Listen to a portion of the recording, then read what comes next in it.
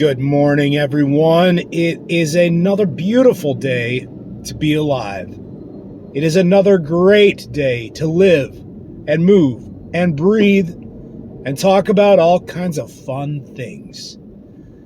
All right, in the last couple episodes, I've been talking about how you can learn to control your mind and the different steps that you can take to do that. I feel like I want to actually spend more time on the exercise itself that I've been talking about that helps you to do that. And I'm in traffic right now, waiting for it looks like a car crash of some sort in one of these lanes to get cleaned up. So until that happens, I'm going at about 2 miles an hour, and I figure, hey, let's run through this exercise. So I'm going to start off. I'm just going to take you through what I would do. And I encourage you guys to try it out. Give it 5 or 10 or 15 minutes. Ideally, I do it a half an hour every morning. And I have no way of describing to you the difference it makes, but it does make a difference. So here we go. All right. To start off, I want you to get into a place where you're not going to be distracted as far as like the TV, turn the TV off, get where, you don't have to worry about other people jumping in on you, asking you questions. Turn your phone off if you can, or at least just don't look at it, and get somewhere. Ideally, I'll say this, get somewhere outside. There's a bunch of different audio cues that you can use for this exercise. I'm going to go ahead and say that for me, the order in which I do this is sound, then sight, then touch. So I'm engaging 3 different senses at the same time, and I'm using them to help me feel this moment of now. Here, where, according to who you read, time ceases to exist, because you get yourself into just this place where the state of being is the thing that matters. The state of existence is going to be your area that you feel. So things that have happened prior in the past, things that happen in the future, they are not of concern. This moment is of concern.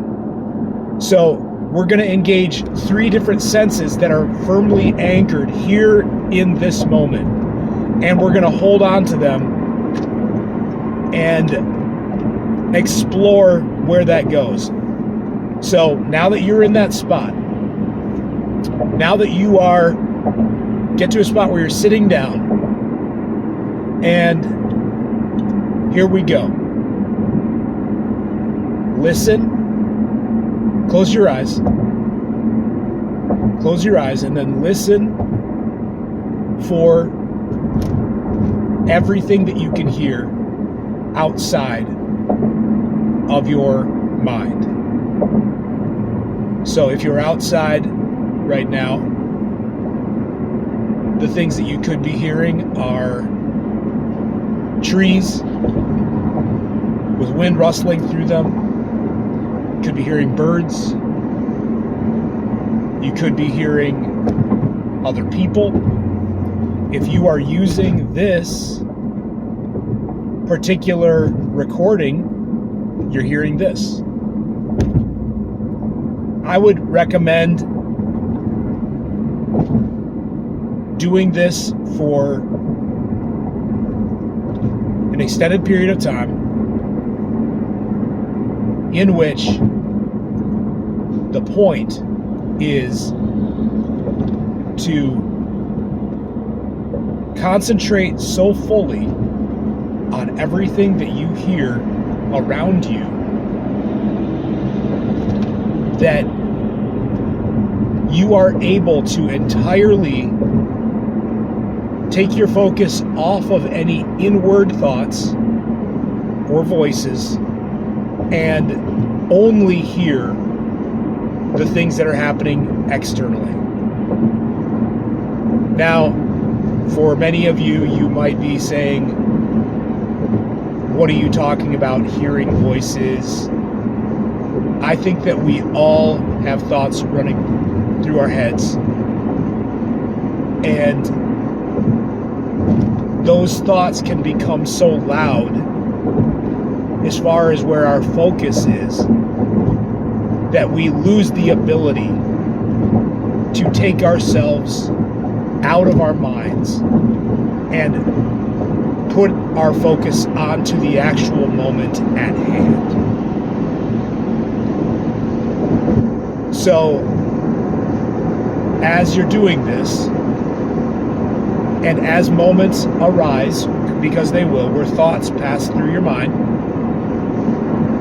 the moment that a thought comes through your mind, give yourself a word to pull yourself back to this moment. It could be the word listen. And then you return your attention and your focus to those three senses. Right now we're just still working with sound though. If you want to use the sound of this recording, you can do that, or the sound of music. Or I like just the audible cues that you get from being outside in nature.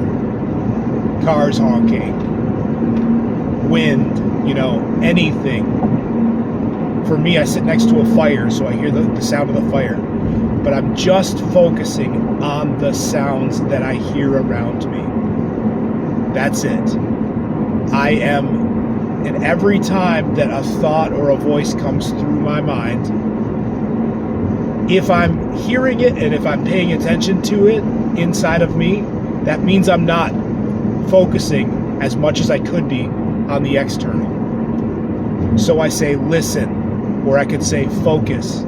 Those are my words. The moment that a thought comes in, I'm kicking my attention back outward onto the sounds.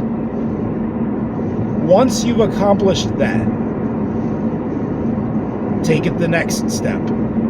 Let's engage a second sense to anchor you into this moment, the moment that you are currently existing in, where there is no past, there is no future, there's just you being right here now in this moment, this moment, this moment, and this moment. You got the sounds, now we're adding in sight. If you remember at the beginning of this, though, I said keep your eyes closed. The reason I said that is because that forces you or enables you to more easily think about the sound, because you don't have a second sense to compete against sound. Sound is necessary because we're trying to silence the voices inside of you. So that's why I always go with sound first. But vision and sight is also a part of the moment too. So we're going to add in sight. Your eyes are still closed, but as you know, on the backs of your eyelids with your eyes closed, our eyes are still forming little patches of colors, and there's a lot that you can see with your eyes closed. It's not just completely dark. If you're outside especially, there's going to be more light shining through to where it's going to give you different hues and colors to look at. So you haven't forgotten to keep listening to the sound. You're still listening to all of the external sounds that are outside of your head. That is still in place. You got that locked in, and now you're adding in vision. I think you will notice, this is how it is for me. The moment that there comes a moment where I cease having to try to concentrate on the sounds. I cease having to try to concentrate then after that on the vision. I notice that it's almost like a moment where I finally let go, and my mind is now relaxed enough or honed in enough on these two external senses, my sound and my sight, that it's like I'm now letting go, and now I'm just hearing things. And I'm just seeing the colors and the shapes. And I'm doing that, and it takes very little effort to continue to police the internal dialogue. My internal dialogue has shifted from a thing of trying to grab my attention from my concentration, in which I'm focusing on the external, to now my internal dialogue, when it happens, is almost more of like me observing, oh, that sound was cool, or I feel this moment, or ooh, I'm getting there. But those are the voices that I'm hearing now, where they're kind of commentating with what I'm doing instead of against what I'm doing. So get to the spot where you are locked in to the point where it's now kind of becoming automatic in this moment, where you are just hearing the audible.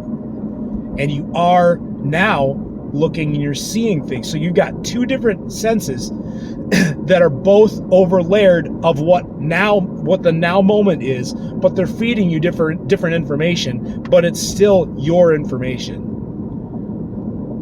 Once you've done that, then you add in a third one. You add in the third one, and I believe that 3 is all you really need, because I think that once you get to 3, it's coming at you from more than just 2 positions.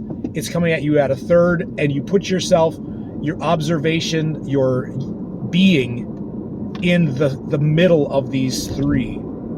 And it gives you a picture, like almost like a 3-dimensional picture through your senses of this moment. And it's a very, very peaceful place when you arrive at it.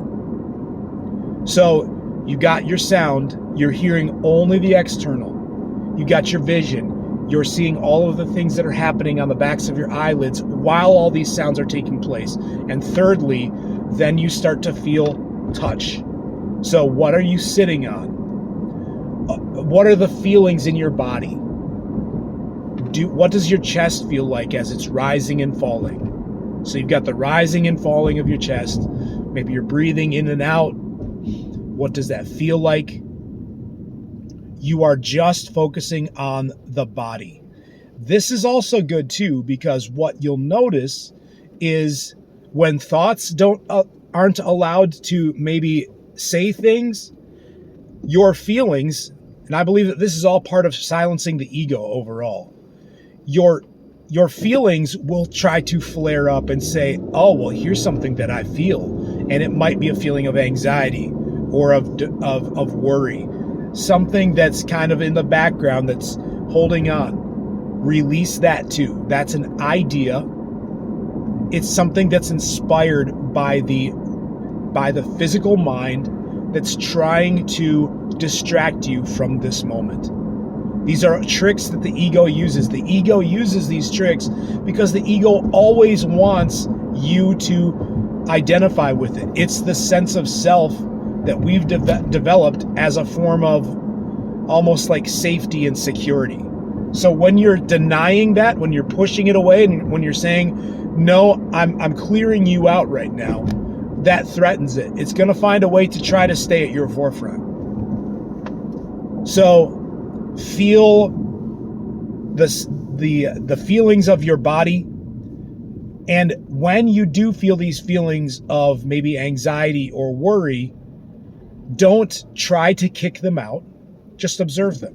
Observe them the same way that you're observing everything. You're doing it from a distance. But use it also as a cue, and you can say listen, you can say focus, use your word to return you back to all the sounds that you're hearing, to the vision that you're seeing, and then the third, to what you're feeling physically.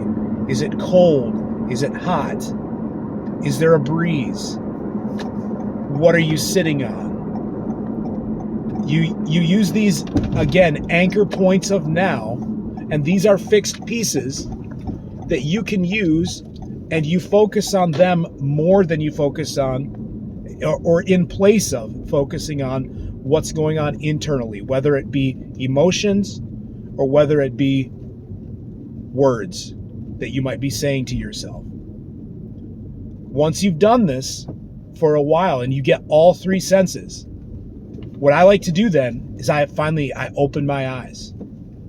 I open my eyes, and there is something extremely peaceful because you are no longer in a moment where feelings and your mind are moving to and fro. No, you are now in this moment. And the colors, everything that you're seeing, it feels here. It's like, I don't know how else to describe it, but when you're a child, when you're a kid, you are very much in the moment. When you're playing with things, you're doing your thing, you're in the moment. Time seems to last forever, and it feels like a special place that you're there. When you do this, it kind of feels that way. It's because you've cleared out, I believe, all of the nonsense that has been following with you that dates things according to time, instead of the feeling of just existing and just being, which doesn't really include time. So, as you do this, and my point is, if you can do it even for a few seconds, you've broken the window open to where you can keep doing it. And once you practice, you get good at it. Your mind is a muscle, just like physically working out. Your mind, your brain, they operate in a particular way, and you can control it. And it's just that it's like an intelligent entity within us. And I think that there's a difference between the spirit and the flesh that takes you into, more philosophical, more religious kind of reasons behind that. But I believe that the mind is part of the ego, which is part of the physical constructs that distract us from who we really are. When you back off enough by engaging in the now as the observer, you start to understand that you are not attached to any thought, to any feeling other than what you choose to attach to. So let's try and do this. Break open the window just a little bit. And with time, what you're doing is you are training your mind to work as a tool for you, instead of you being manipulated and pulled around by it into random thoughts that take you wherever they go. And you really just, you following them, and they lead to anxiety. They lead to whatever. One final analogy that I'll give you to help drive this in. I had a patient who she I do physical therapy, and this particular patient, I was working with her shoulder, and I was trying to get her to relax so that I could lift her arm up and down, and it would just be me doing it. And what would happen is, as I was lifting her arm up, I could feel her lifting with me, to the extent where I'm pushing, and if she's relaxed, see, I'm lifting my arm. Let's say that I take my hand off of here. If my arm is relaxed, what's going to happen? My arm's going to fall down. My arm is like, if you're fully relaxed, your arm should be like, it just falls the moment that you let go. What she was doing was, as I was lifting it up and down, I'm lifting it, and her arm would just stay there. It would stay up in the air, and I'd take my hand off, and I'd be like, you need to relax. She's like, I am relaxed. And I was like, if you were relaxed, why is your arm staying in position and not, look how your arm is up. It's not relaxed. You're holding it in the air. She's like, I understand. And so she would bring her arm back down, and I kept having to remind her, hey, relax. Because if not, she was automatically engaging her muscles. This is what the mind is like, I think, for most people, at least in our over hypersensitive culture where there's some sensory overload. So we need to teach our brains, our minds, how to be able to relax again. And that's what this exercise does. Because what it's doing is it's making you focus on things that are outside of your mind. But then, like I said, you'll get to a certain spot. Once you've done it and you finally have calmed your mind down enough, just like a muscle that I finally got her to relax and her arm went limp, the mind finally goes limp, so to speak, where it's done trying to distract you and it's just there, and now you're just listening. Now you're just feeling physical. Now you're just seeing. The clutter is gone and you experience this moment. You experience life. Now from this point, then you can add in beautiful energy to that moment. That's step 4, but I almost consider that as a separate exercise because it's difficult to get there and maintain it because it still almost involves your mind to help you do it. But once you get to that state of existing and just being, then you start adding in gratitude and love, peace, enthusiasm, optimism, different almost vibes. And I think that they're essentially what you're doing then is you're elevating the frequency of energy in your body to a life-giving one instead of a life-taking one, which is what anxiety, depression, despair, insecurity, what those emotions bring up inside of you. So use this as a tool if you want to learn how to conquer anxiety, depression, any of those things. This is a great way to do it. If you like this content, you can go to YouTube. Check me out, Darren Keim, on YouTube. Thanks.